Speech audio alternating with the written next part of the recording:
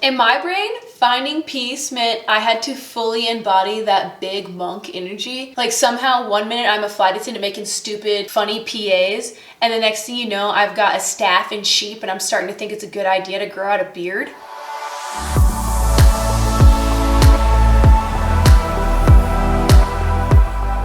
If you told me I'd willingly take 10 months off running, uninjured, I would not have believed you because I was so deeply invested in my goals and ambitions, so busy to take a step back and realize that all that busyness, pressure, and forced training was actually hurting my performance and my mental game. I took 10 months off for these mindset shifts that we're talking about today to become actionable. It took 10 months for them to sink in and replace the shaky foundation I'd built out of stones labeled not enough, do more, be better, with something far more life-giving. To be fully transparent, 10 months was just when I started to see a shift, but the years leading up to this all played a part in getting me to the point I am now. I was just fearful of what slowing down would look like. I didn't want to lose fitness or have to stop going to my group runs. When I did though, I was led to the life-changing mindset shifts that are now helping me build a new, strong foundation rooted in my faith and relentless human spirit. That's where I'm starting as I step back into training and racing.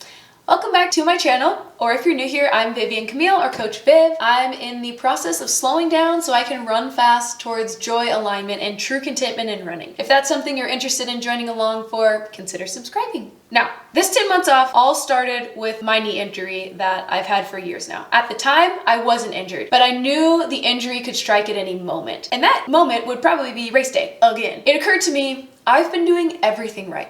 From what I know, the PT, the strength, seen every doctor on the face of this planet, it feels like, put in full training blocks without pain, but then would get to the start line and by mile 10, my knee was shot to heck once again, seemingly out of the blue. And I realized maybe it was the pressure, the stress around racing and my life that was perpetuating this problem. So gradually, almost unconsciously, I stepped away from running. Maybe I'd run a few miles with friends every other week, but I was by no means training and certainly not at the 60 to 75 mile weeks I'd been doing before. And a few months turned to 10 whole months, and here we are. I don't think I've ever taken off this long of a break from running uninjured. Though my body was fine, I think my brain in a way was injured. I was severely burnt out. I made a video on how this happened and I'll link it if you're interested. More details of my 5-year sufferfest and why I have this eyebrow wrinkle. Also, to clarify, I did race a couple times in this stint, but I did it with little to no training. You know, we've all done it, signed up late one night thinking like, yeah, this is a great idea, but simultaneously knowing I have no business racing, you know, in true ultra runner fashion. Those races went well by podium standards, but they were not the best judgment calls. I currently don't have any races on the books for this year because my priorities have shifted. Not to say I won't race this year, but I have some work to do before then. For the time being, I'm focused on healing fully before I race again. I've made a lot of mistakes. I've corrected many, but I'm still and always will be learning, and I get to bring you along. This is certainly not a perfect process. It's very much a process I'm still working through, but want to bring you along, so maybe if you can relate, we can learn together and find a way to run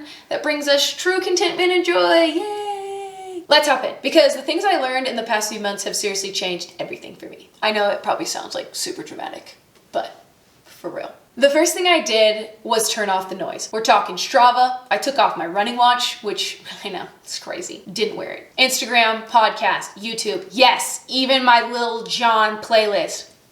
Off. I can't quite explain it. It was conscious, but it was more of like a craving I had. I craved silence. It was almost like a physical reaction to noise. Some shift happened where I didn't want to learn something new from the latest podcast while I cooked. I wasn't interested in pump up music on the way to the trailhead. I didn't care to track my sleep, distance, pace, or any metric for that matter. I wanted to hear boiling water for my morning tea. I wanted to give the birds a chance to sing in my ear. I wanted to hear myself think, to figure out what I actually wanted, not to be told what I should want. For a long time now, I think I was so invested in what everyone else was doing in this sport that I lost touch with what I wanted to be invested in. Our world keeps getting noisier and noisier. That's probably not something that will change.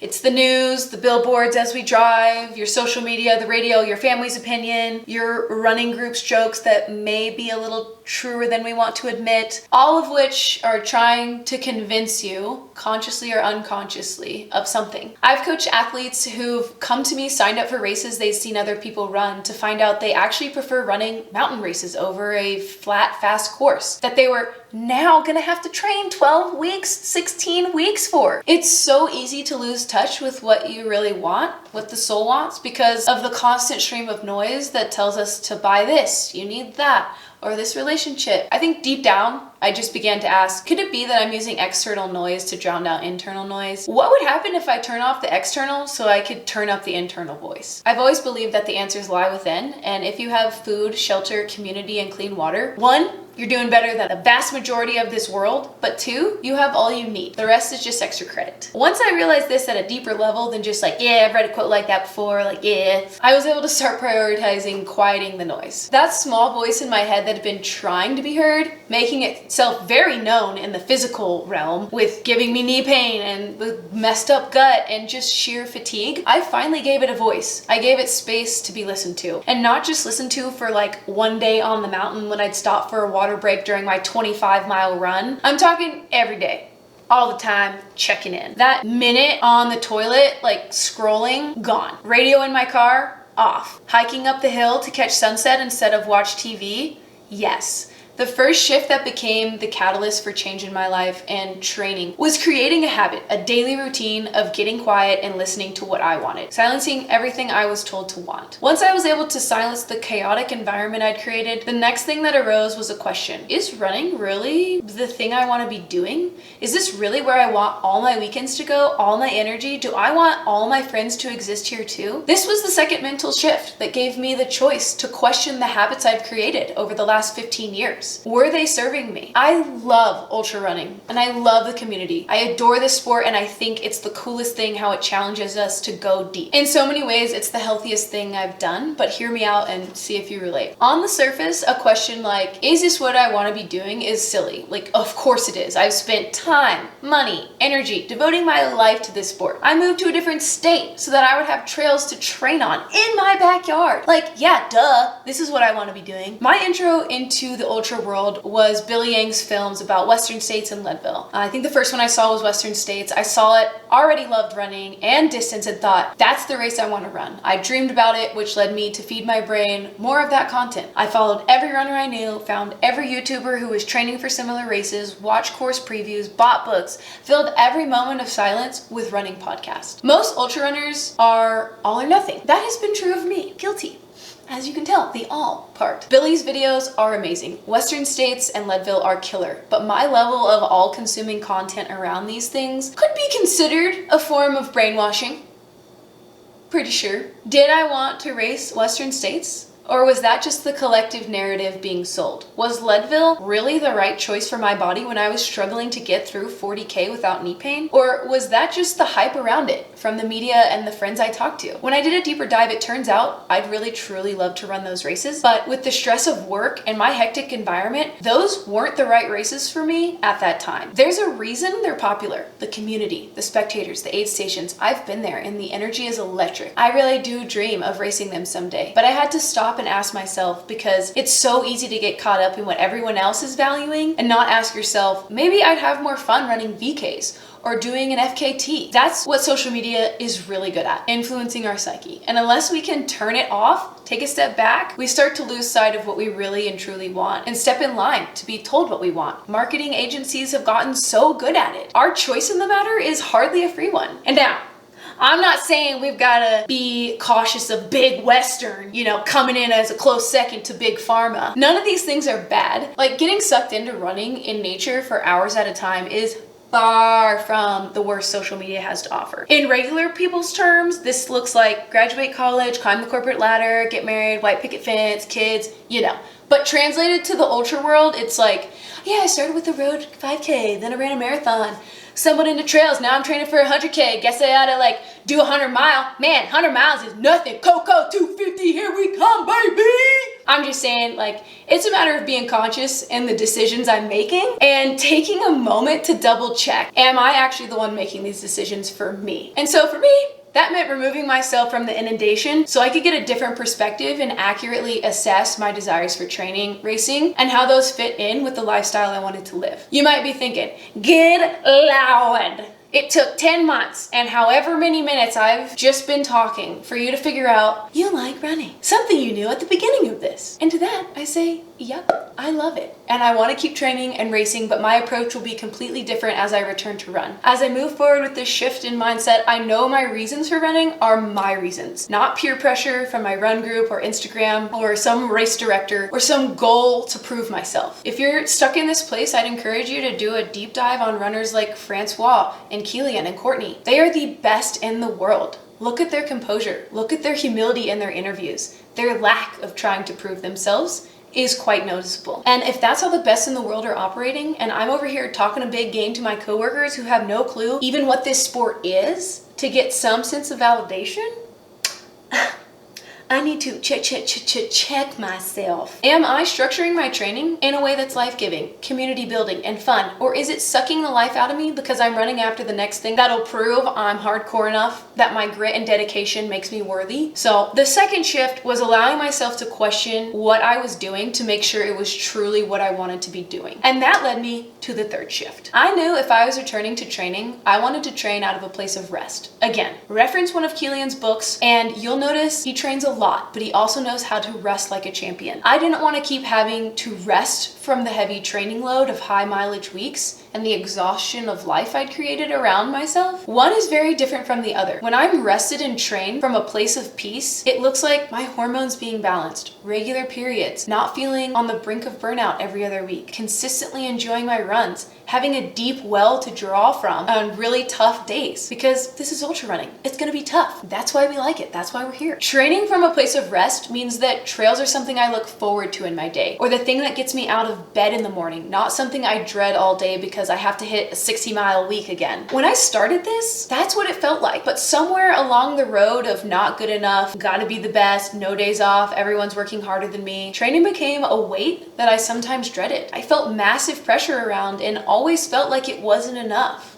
I wasn't enough. That, my friends, is the feeling of not operating out of a place of peace or joy. I'm gonna make a whole separate video on how I learned to honor my rest day and make it sacred by actually taking one. But for now, I'll just say rest looks different for everyone, and just taking a day off of running wasn't cutting it for me. So I had to get all down and dirty in the nitty gritty of what a rest day looks like for me specifically. Then it took like 3 months for me to actually implement weekly because I'm stubborn, apparently, set in my ways, and that change can be slow. If I'm saying something, I better be able to back it with action. That's why I've been gone from this platform since September of last year. What I learned is that by slowing down, blocking a day out for no work, minimal chores, just friends, and maybe a book, that is what made training more enjoyable and productive. That's my whole thing now, right? Slow down, speed up. Sounds like nonsense, but it works in running, and guess what? It works in life. And vice versa. This operating out of a place of true rest isn't only for a rest day. It's in the choices I make every day as I move through training. A 3-mile power hike in alignment with my body can be way more effective for my training week than a 5-mile run out of drudgery, exhaustion, and after a 14-hour workday. The first will leave me feeling refreshed and save some reserves for a day when I've slept a little longer and can make up the miles energized. That 3-mile power hike will help me appreciate my body for what it can do rather than set an unreasonable expectation that will leave me depleted, add stress to my day, and make me question my worth and ability as a runner. The latter will push me further on the burnout scale and set me up for a real nice injury. Do you see the difference? Are you tracking? The key here was finding a way to make training restful so I could operate out of a place of rest instead of having to rest at the end of a week from all the work. And be on the lookout for that rest day video. I think it's gonna be a really good one. I knew I wanted to start from a place of rest and peace, but what else did I really want? Yes, running, but mountain races, long distance, road ultras, and what would my day-to-day look like? The fourth thing I did was get really super duper, uber, chuper, luber. I got clear on what I wanted and then prioritized it. I realized the last few years had blown by and I still had the same goals, but I never seemed to be getting much closer to them. I'd take a step forward and then have to take 2 back because I was sick again for not sleeping enough or flying 9 days in a row. Something had to change, and this took a month or 2 of asking myself before the answer came. But in the quiet, with a patient heart, the answer did come. If you're in that questioning phase right now and not sure exactly what it is you want, something that can be super helpful is at the end of every day, write down what brought you joy that day. Was it petting your dog, talking to a friend, reading a good book, maybe making an afternoon mint tea? Picking up the piano again. For a lot of us, it's probably going out for our run on the trails or getting some strength training in.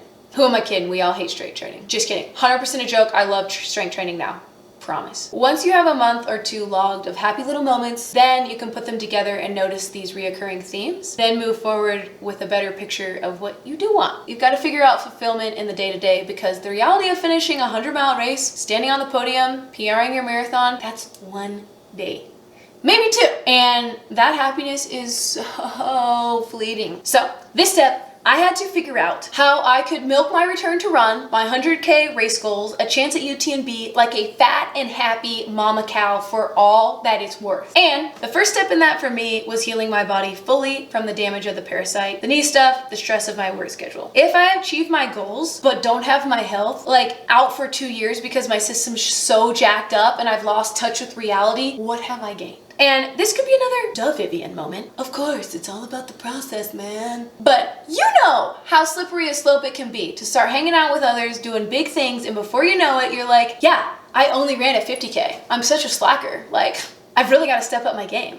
And then all of a sudden you have 4 100-mile races on the 2024 calendar that you're committed to, because if you back out now, you're a quitter. And mama didn't raise no quitter. Fixing my gut health and body was the first step towards focusing on the process of the day-to-day. Priority numero uno. Heal. Put it on the list. Laying out everything helped me as well. I was able to see what I wanted, and it gave me a metric for how I was doing. Not a shame metric, not a metric to judge myself into a perpetual state of guilt and not enoughness. No. For me, it was a truth metric. If I say my priority is healing my body, why have I missed my 8 to 10 hours of sleep for the last 3 days? How is it that I have spent my evening watching TV for 3 hours under the guise of resting and maybe stretching some, when I could have prepared my work meals, which would bring me far more peace than scrambling 30 minutes before to throw together 3 days worth of healthy meals? If priority number 2 is finish up house projects this year, why did I spend 3 hours buying groceries out and about when they can be delivered to my door and I can use that time to paint the walls? Again, not a shame metric. Lord knows we do not need more of that in this world. Writing it out, referencing it, helped me to take inventory and honestly assess if my actions were in line with my priorities. I will say, I am known for wanting to do everything, so I was tempted to pick like 10 priorities for the year. But I'm human with limits, and I do in fact have to sleep, not when I'm dead. That being said, I can only truly be invested in 2, maybe 3 priorities in the year. So of course, I chose the highest number, 3 priorities this year. Yeah, still a work in progress, okay? I built out my list, and now I check in with myself to make sure I'm staying on track. Honestly, my Notion app, that's what I've been showing you, it has truly revolutionized my life. So I'll have to make a whole video on that, but for my friends out there who love lists and organization, you're gonna love it. I know this is a lot, so anytime things start to feel overwhelming and complicated, simplify. You can always simplify. I'm talking scrap piece of paper, 3 priorities, fridge, reference every day, every time you open it for food. Having it all in one place is great for me because writing out what I really wanted and then prioritizing it shifted my mind from confusion and excuses to clarity and execution. For those of you who have lasted this long, wow, you really have ultra endurance. Congrats, you chose the right sport. But bringing this home is lesson number 5, because this was supposed to be 10 and I don't even know how far we are gone here into the universe of time. It's one thing to sit around, think, ponder, journal, list desires and priority in order, but eventually there comes a time when you have to take action. I love goals. I latch on hard. I love planning for races, building out a year's worth of race schedule, but I found myself doing that year after year, then having to cancel races because guess what? I was too busy or I wasn't trained enough due to overcommitting to yet another back to back adventure. And that just wasn't working for me, so I started to shift my focus from where am I going the race to who am I becoming. I touched on that in lesson 4 because it's all connected, man. But this is an extension of that with the action behind it. It helped to shift the goal from race day to every day. So the question became, how can I win the day today, not win some race 4 months from now? What small choices, micro habits can I execute today that will create the person I aspire to be? And we're back to the drawing board. I had to clarify who that person was, what she looked like, and what she felt like. My identity had been wrapped up in a lot of things, but a big through line was someone who always said yes, did it all, was at every event for everyone, was always up for an adventure, even if it cost me my sleep or training. I would find a way to fit it all in. But if you ask me how I was doing, my response was the all too common, good, but so busy and so tired. I guess I'll sleep when I'm dead. I thought if I slowed down, I'd lose myself. I wouldn't be the fun Vivian who'd fly from Canada, drive through a snowstorm in the dead of night, sleep 4 hours to wake up, and pace 20 miles the following day. Oh yeah, and then race a week later. Like, who would I be? How boring would my life be if I wasn't doing that? There was this part of me that thought if I slowed down and sought out more serenity in life, I couldn't be the lively Vivian I'd always been. In my brain, finding peace meant that I had to fully embody that big monk energy. Like somehow, 1 minute I'm a flight attendant making stupid PAs, and the next I've got a staff and sheep thinking about growing a beard. But in slowing down, letting go of that need to be everywhere all at once, that's where I actually reconnected to myself again. That all or nothing mindset is a real bitch. In taking a step back from this go, go, go mentality, giving my needs a bit more priority, saying no just a little bit more, that's what started to regenerate the deep sense of self I once knew. I started building back that rock solid self-confidence and self-worth. I was able to start trusting myself again because I started to make better decisions that wouldn't set me back and hurt my health. And guess what? It wasn't boring. It turned out that my life got deeper, more meaningful, because I was rested and had margin to work with. I wasn't just skimming by the surface level, bouncing from one activity to the next, running off coffee and sheer willpower, which I have a lot of willpower, y'all. I really do. I have learned that lesson. The last shift drove me to define who I wanted to become in the process of achieving goals. And if you're still watching this thing, you know I didn't lose my zest for life. If anything, I gained more. I've always been a wild spirit. Ask any of my childhood friends. I came into this world raging, determined to raise hell. But the crushing weight of pressure and years of chronic fatigue just dampened that spirit in me. I don't spend 5 hours a day meditating. I don't need to. But I have slowed down. It's not this huge all or nothing shift that's happened. My goals are no longer the centerpiece. Who I am becoming is. Living richly and deeply, moment to moment, is where my focus is, where my metrics lie, and what my goal is now. It's in the day-to-day. Thank you all for watching. I'm glad you're all here and so happy to be back. This was originally going to be a 10-point video, but it got incredibly lengthy, so subscribe and turn on the notification bell so you don't miss the second part of this video. In it, I'll explain the micro habits I integrated into my routine to turn these mental shifts we just talked about into actionable life changes. Until next time, happy trails, y'all.